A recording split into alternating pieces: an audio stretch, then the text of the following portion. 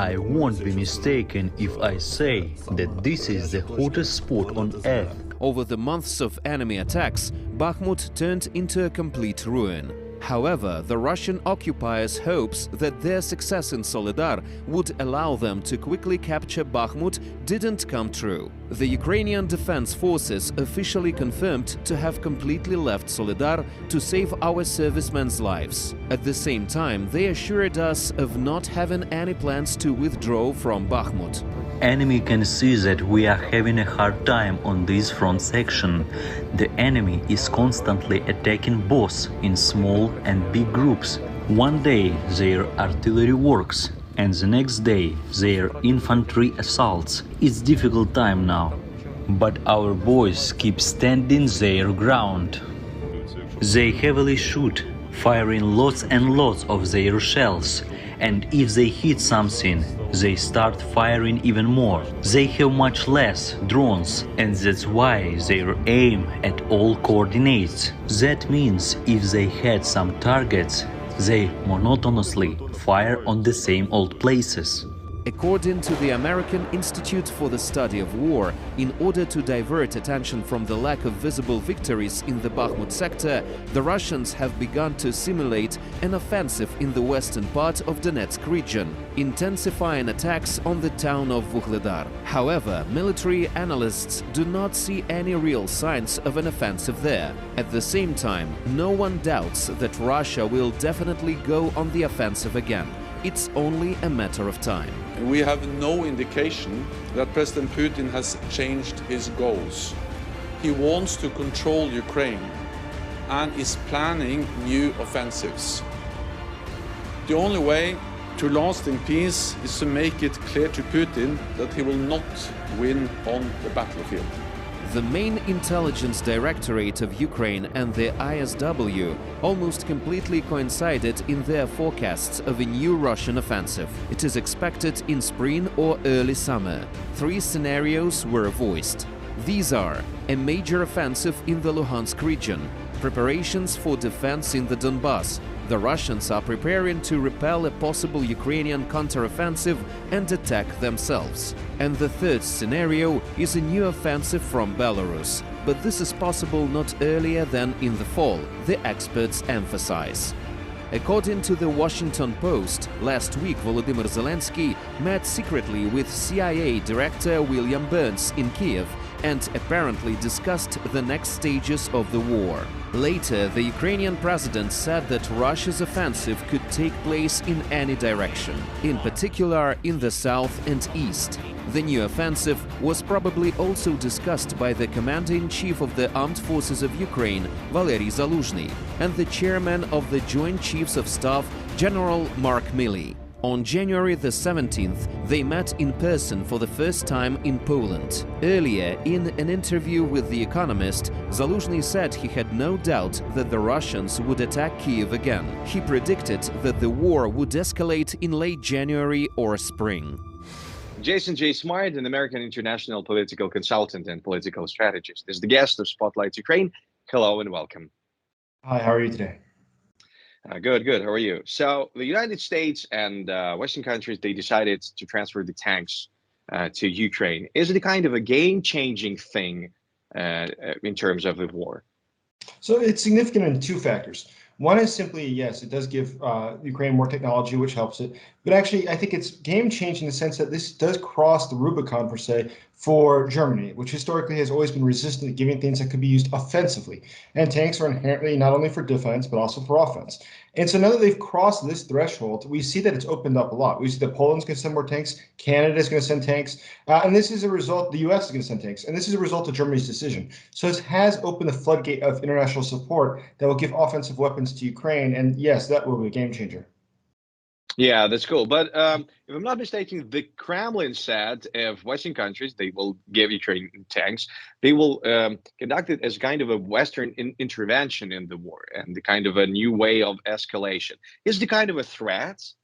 Well, Russia always says that, and the reality is they've talked about this whole war, so I don't think it's significant by any means. And it doesn't change anything. The fact is that the West can continue doing what it said it's intending to do, which is support Ukraine. And that is not something that they should shy away from or worry about. The fact is that Russia really has no means to change what the West does. It has no leverage in this whatsoever. But the former American president, Mr. Trump, said that first you give tanks, then there's going to be the nuclear weapon. Well, Trump did say that, but he's been wrong quite a bit. And I think that if we look at his betting record on Russia, he's been wrong about every single time he's had the ability to give an estimation of something. I don't recall one time where he's been correct in his analysis. And so I think he is quite limited in his ability to foresee what goes on in foreign affairs. Yeah, thank you. And Commander-in-Chief of the Ukrainian Army, Valery Zaluzhny, has said that Ukraine is extremely in need of more than 300 tanks. If we make a simple calculation, now we get like more than 100 of Leopard tanks and 31, if I'm not mistaken, American Abrams. So we need some more, and we need them like very, very quickly, like for yesterday. True. I think that the numbers are going to pick up. I'm not so concerned. I do think that there is going to be enough tanks for Ukraine to sufficiently defend itself. And let's look at this further, is that it's more than just the Leopards from Germany. There is other countries such as Poland, which announced today that it's going to give more older Soviet model tanks that have been refurbished. I think that the numbers will add up. If we start adding up the ones who are older tanks or refurbished tanks, we're going to get a much, much bigger quantity. I don't know if it'll reach 300 in the next couple months, but getting closer to those numbers is quite realistic. Oh, yeah, that's good to hear. But if we talk about the tanks, we talk about the top of the iceberg because we need an infrastructure to be built. So will we be capable or yes, available to do that? The Ukrainian army, because we need someone to give the equipment, someone to rebuild, someone to repair those tanks. Sure. I mean, it's one of the, actually, as you recall, one of the technical reasons that a lot of countries did not want to give tanks, including the United States, it was simply because, listen, anytime you have a tank fleet, just as a rough number, about half the tanks aren't working. I mean, a significant number, let's say 40%. And the reason is simple. They're being refurbished. Tanks are massive. They're very heavy, and they break down a lot. So when they break down, if you don't have the right parts, you're stuck with a big piece of metal that can't do much. And so tanks take a lot of refurbishing. So let's imagine we send these Leopards over here. What happens next? Well, how about if the tank breaks down? Where do these go? Where do you fix it? Do you have to send it all the way back to Poland? Because Poland's not going to allow for these people to come in here to repair them, obviously. So it means it has to be put on a train and go all the way back to Poland. A lot of time is lost. A lot of effort is needed in order to repair that tank. And so this is going to be something that does slow down. Invariably, this is going to slow down significantly how Ukraine's able to use these tanks. Now, likewise, I think that's a similar argument to why the United States has said it did not want to give airplanes. It's simply because the auto mechanics of this. I mean, listen, when an airplane part, and there's tens of thousands of parts in an airplane, one part breaks. If you don't have it, you can't just substitute something else. You have to have that exact modeled piece to go into the airplane. And so what happens? All of a sudden, let's imagine that if tomorrow Ukraine had 4 F-16s, but 3 of them were missing some little piece. Well, what was the point of that? What can we really do with this? It's quite limiting. The U.S. is lucky in the sense that its military is just so large that obviously it can take care of all of its aircraft. Whereas for Ukraine, that'd be much more challenging. Yeah, but how much time will it take for Ukraine to make this infrastructure? Are we talking about the months, like 1, 2, 3, maybe till the summer of 2023? Oh, it'll take a very, very long time. It won't be. Okay. Yeah, I see. So you've already mentioned F-16. So airplanes is the next step.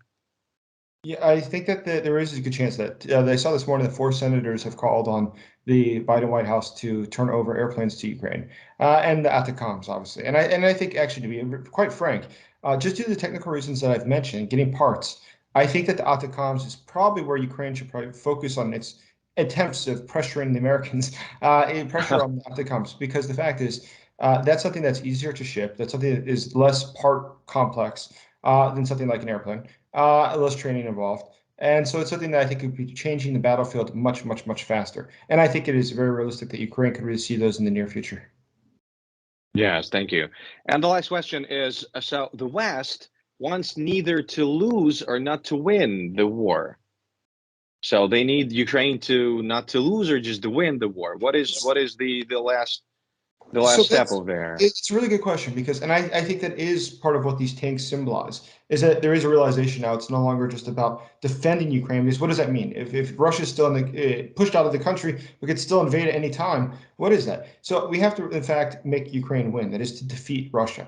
And if Russia is defeated, then Ukraine wins. That's really what our goal has to be, not simply repelling the invaders out of the country's borders. As long as it can take, like knowing Russian resources?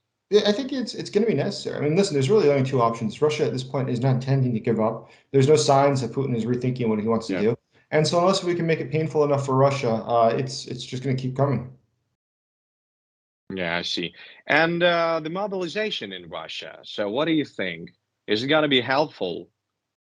It's something that's definitely going to serve the interest of Russia. I mean, let's be honest, they're going to call up a ton of people. But at the same time, I think this is a destabilizing act. There's a lot of things that are going on in Russia that I think are good signs.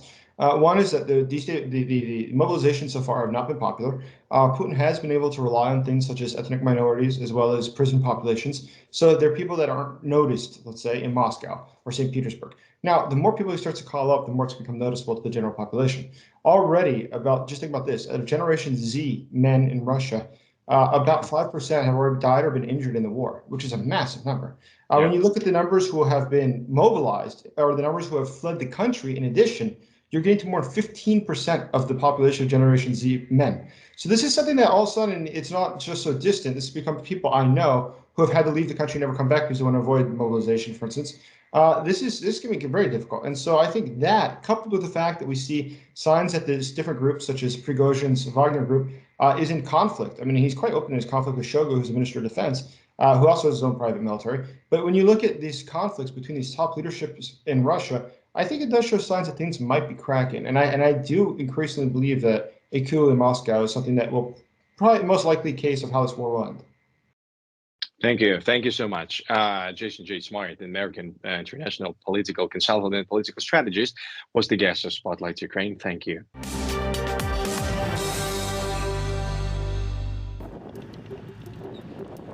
From weapons that help deter the occupiers to the latest heavy equipment allowing us to go on the offensive and liberate our territories, the Spotlight Ukraine team has analyzed how military support for Ukraine by Western partners has changed over the year of full-scale war. In total, more than 20 countries have helped us with military equipment. Light anti-tank and anti-aircraft systems began arriving in Ukraine in January and February 2022. And this was key assistance from Western allies on the eve of the Russian invasion. Ukraine received several thousand Javelin and Anlo anti-tank guided missile systems and Stinger, Perron, Mistral and Starstreak manpads.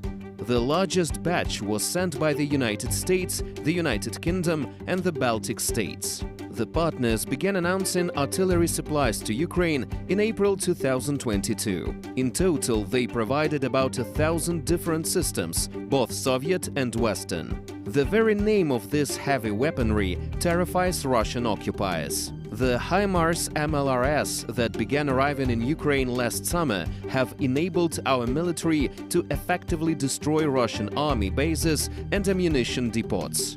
In total, the US has announced the transfer of 38 such systems. 20 are already in Ukraine. On October the 10th, 2022, Russia launched its first massive missile attack on the energy system of Ukrainian cities, and our country's leadership asked our partners to supply air defense systems. The first IRIS-T arrived in Ukraine on October the 12th. AD systems were provided by the US, Germany, the Netherlands, Spain and Italy. Until the end of last year, the West supplied us with heavy armored vehicles exclusively from Soviet BMP-1 and T-72 and their modifications in Eastern Europe. Meanwhile, the latest aid packages contain almost no Soviet-era weapons, and Ukraine is fully switching to NATO weapons. Before the last Ramstein 8 meeting on January the 20th, a large number of countries announced unprecedented amounts of military assistance to Ukraine. For example, Finland, which has provided us with 190 million euros in aid since the beginning of the Russian invasion, has approved a new package worth 400 million euros. Estonia will allocate 113 million euros, which is half of the total assistance provided by this country last year. Record support is also demonstrated by the United States, which in the last 4 aid packages in December-January provided Ukraine with $7.6 billion worth of weapons. Ukraine is expecting modern heavy armored vehicles that will allow us to continue the successful counteroffensive in Donbass and win this war. Thanks to the support of its allies, Ukraine will soon replenish its aviation fleet. The delivery of 31 helicopters and 18 aircrafts is expected.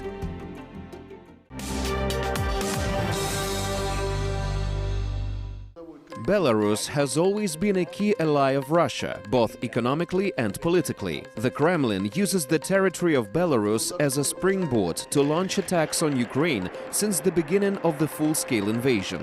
As Moscow swallows Minsk up, Belarusian media are increasingly echoing the Russian propaganda war.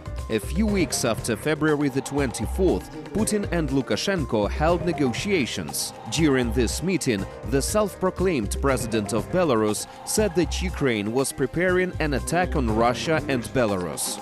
And I will now show the location which they plan to use as a base to attack Belarus. If they had not been a preventive strike on the positions, 4 positions, 6 hours before the operation, I will show you the map that I brought with me. They would have attacked the troops of Belarus and Russia, which were conducting exercises.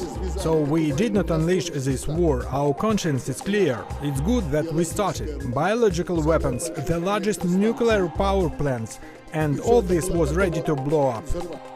As the full-scale war in Ukraine raged on, Belarusian media started to actively work on the demonization and dehumanization of Ukrainians. So-called journalists accused the West of bloodthirstiness, talking about the supply of weapons to Ukraine as a possible obstacle to the establishment of peace, just like their Russian counterparts. Moreover, Belarusian propaganda often resorts to quoting representatives of the Russian government or involving Russian propagandists to distribute certain messages. Lukashenko. Ukraine was going to attack Belarus. Ukraine prepares to capture regional center of Belarus. Head of Belarusian KGB accuses Ukraine and Western countries of preparing terrorist attacks in Belarus. Ukraine wants to attack Belarus. Belarusian and Russian propaganda actually speak in unison. However, while repeating messages of Kremlin propaganda, Minsk has formed one key message above all to explain its partnering with Russia. Lukashenko keeps repeating that Kiev has plans of seizing Belarus. These narratives became more frequent as the tension related to the strengthening of the threat from Belarus intensified. On January the 24th, Alexander Lukashenko, the self-proclaimed president of Belarus, said that the West has not given up on its plans for Belarus, although Ukrainians are allegedly offering a non-aggression pact. We have to unite now to survive so that, God forbid, rockets don't fly here and bombs are not dropped on us. And you are right, the West is already rubbing hands. In Ukraine, they continue to train those militants and extremists. I don't understand why Ukrainians do this. On the one hand, they ask us not to start the war against Ukraine in any case, so that our troops do not move there. A non-aggression pact is suggested for signing. And on the other hand, they are preparing this explosive mixture and arming them. President Volodymyr Zelensky has said that Ukraine has never had any intention of attacking Belarus in response to the claims of Alexander Lukashenko. In December, Russian President Vladimir Putin visited Minsk for the first time in 3 years, and at the end of the month, the so-called joint Russian-Belarusian air tactical exercises began on the territory of Belarus. Meanwhile, Russia keeps launching missiles at Ukrainian cities and towns from the territory of Belarus. Russian propaganda is being active in creating fakes, as usual. The Kremlin propagandist machine keeps spreading both old and new lies, adapted to the current situation. This week, Russian so-called journalists and officials have been reacting to the decision-making considering the supply of Leopard tanks to Ukraine. German tanks to start fighting for Ukraine. What will happen now? Putin spokesman Peskov threatens Germany over Ukraine. Leopards will not help. Why Germans are in no hurry to send their tanks to Ukraine. Leopard tanks will not help Ukraine on the battlefield. Russia uses this message to explain to its population why Germany would help Ukraine with modern tanks. Such statements are another way for the Kremlin to raise the moral and fighting spirit of Russian citizens, showing their steadfastness of decisions and confidence in the result. Relations between Germany and Russia are already at a fairly low point. There is no substantive dialogue with Germany and other EU and NATO countries. But of course, such supplies do not promise anything good for future relations. They will leave an inevitable trace for the future of these relations. Peskov also added that the West is wrong in its hopes that Ukraine can succeed on the battlefield. The self-confidence of the Russian leadership in front of the cameras is another psychological operation aimed at both Western countries and the internal population of Russia. For Western countries, such messages are a manipulative call not to support Ukraine and not to intervene in the war. Russia also continues to threaten the world with nuclear weapons. The possibility of the use of nuclear weapons exists in any battle with a nuclear state like Russia, and President Vladimir Putin is aggressively capitalizing on these worries. By doing this, Moscow hopes to scare Western citizens in addition to discouraging Western governments from giving Ukraine more meaningful support.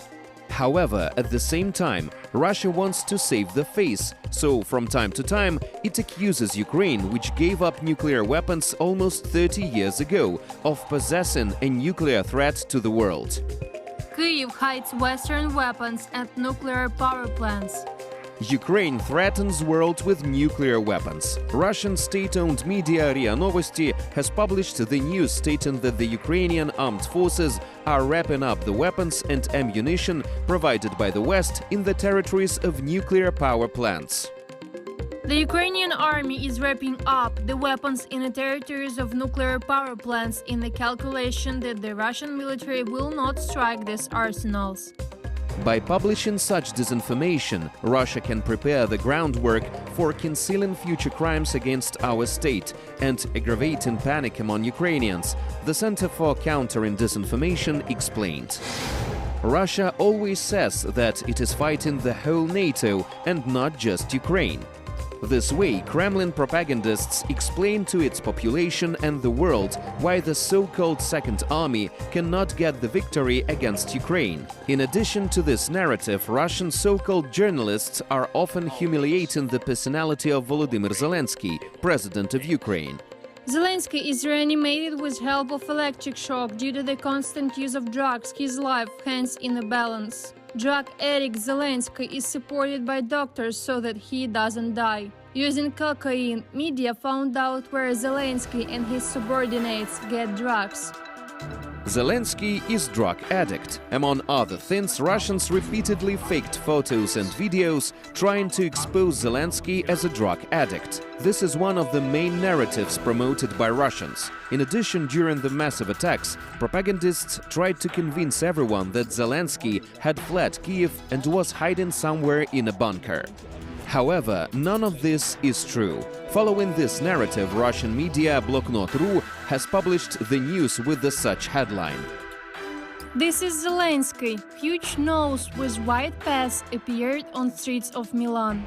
With someone's light hand, mayor's creative work was called a monument to Ukrainian President Volodymyr Zelensky. The installation in the form of a nose with a cocaine track on one of Milan's squares has no relation to the president of Ukraine, Volodymyr Zelensky. The author of the sculpture, the Italian activist and artist Cristina Donati Meyer, said that the installation is dedicated to the problem of combating drug trafficking and drug use. And my next guest of Spotlight Ukraine is Yevheniia Kravchuk, the member of Ukrainian Parliament. So the Parliamentary Assembly of Council of Europe, they adopted a decision regarding a special tribunal. That means that Russia and Belarus will jointly responsible for the crimes they've conducted in Ukraine. So is it a formality, or what we'll see? What is the next step of this decision? Well, first of all, I have to say that even before PACE already proposed to conduct this ad hoc international tribunal, but this time it's the whole resolution that was dedicated into the legal consequences of the aggression of Russian Federation in Ukraine. And of course, it contains a lot more information, by the way, also based on the trips that members of the assembly conducted to Ukraine. They've been to Bucha, been to Irpin. They talked to Prosecutor General, to NGOs and human rights defenders that work in Ukraine. And this time, it's also specified that Assembly recommends to conduct this tribunal in Hague. Oh, Yes, and actually, Netherlands already accepted that and said that they could host such tribunal, saying that they have, needed infrastructure, they have a lot of qualified workers, because ICC, International Criminal Court, is also situated in Hague.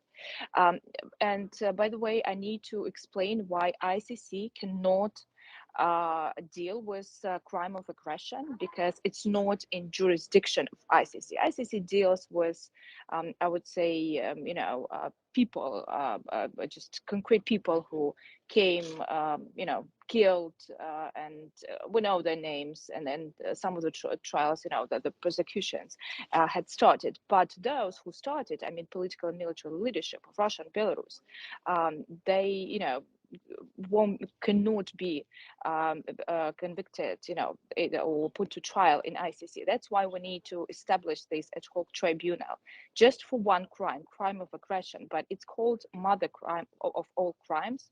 After crime of aggressions, all other war crimes, rapes, killings, hitting the infrastructure, ecocide, it all became possible after Putin decided to invade Ukraine. will we So see now, then? Yeah, yeah. yeah, so the next step, we would really want to see it as coming from the words to actions. And we also wait for the resolution by General Assembly of United Nations. I believe it will happen in probably, I don't know, in a month, I hope, also regarding the ad hoc tribunal. And also, Council of Europe will conduct a fourth summit of leaders of governments and leaders of the states that are members of Council of Europe in Reykjavik in May. And we strongly believe that this is the time, to go from words to actions. And, we need to have a lot of countries on board for establishing this tribunal. And then will we see Putin and Lukashenko in The Hague? Well, it's a tricky question, because such courts also can, make a trial and convict, give the decision also in absentia.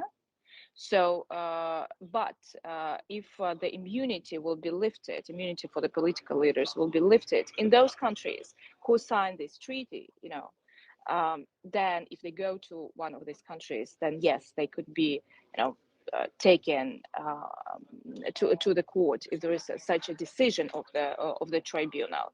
But of course, it will much be possible and easier if already, Russia would be defeated military by that time, because we remember that the Nuremberg tribunal that started and was conducted for Nazis, it was made after the capitulation, basically, and this tribunal for Putin is something that is similar to Nuremberg.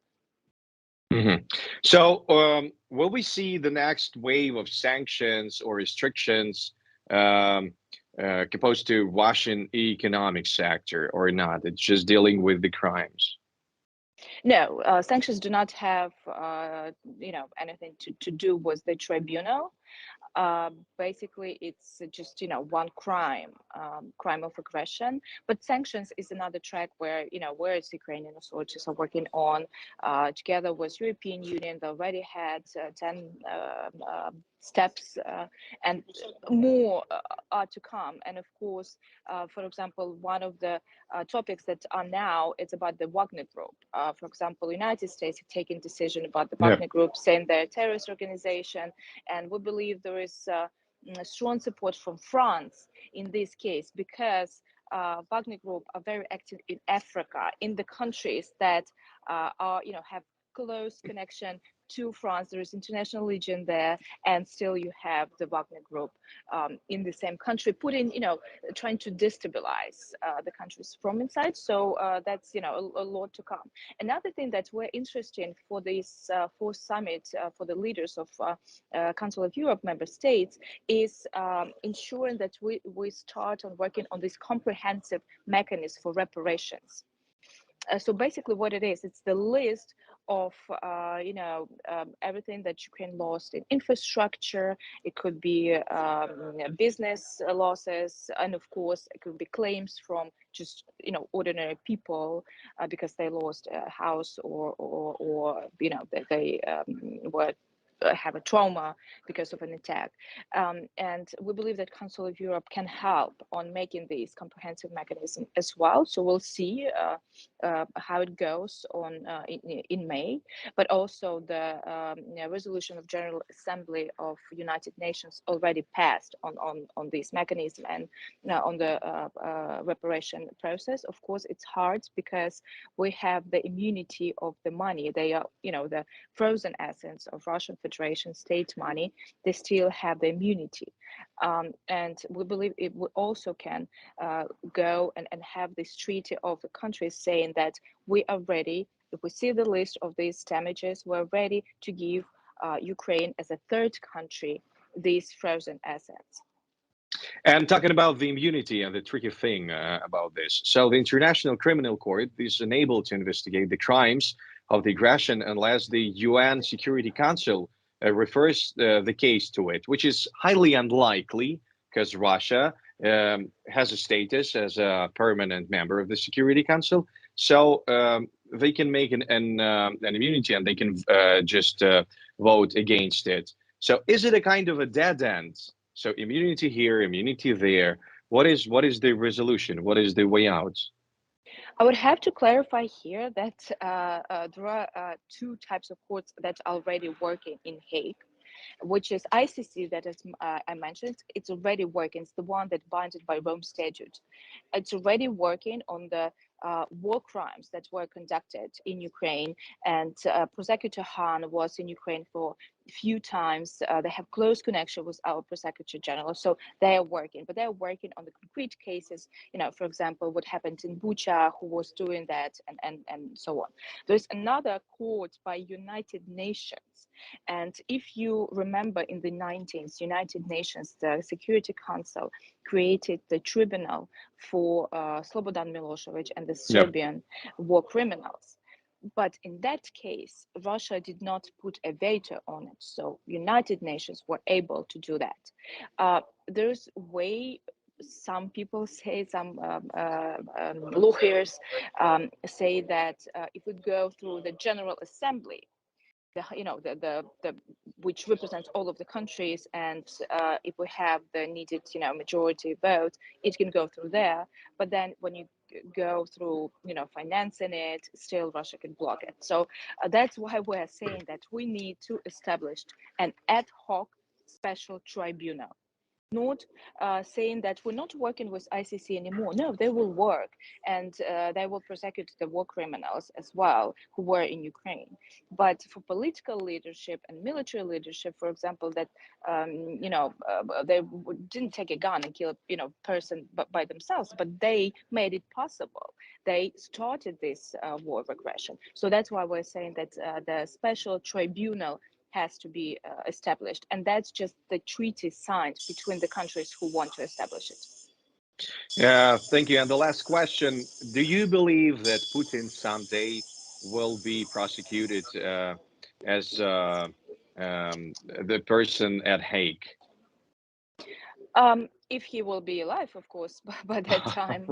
But yes, I think that we should make this idea absolutely normal, not talking about how to save the face of the aggressor. We talked Yeah. about this in 2014. A lot of countries urged us not to defend Crimea, not to make an escalation and everything. And now we're here in 2022 2023 having this full scale war in the center, in the heart of Europe, and that's just because of the impunity of the feeling that the aggressor can do everything and no one can stop him. So we need to make this idea absolutely normal that these crimes and this gross violation of international law has to be punished.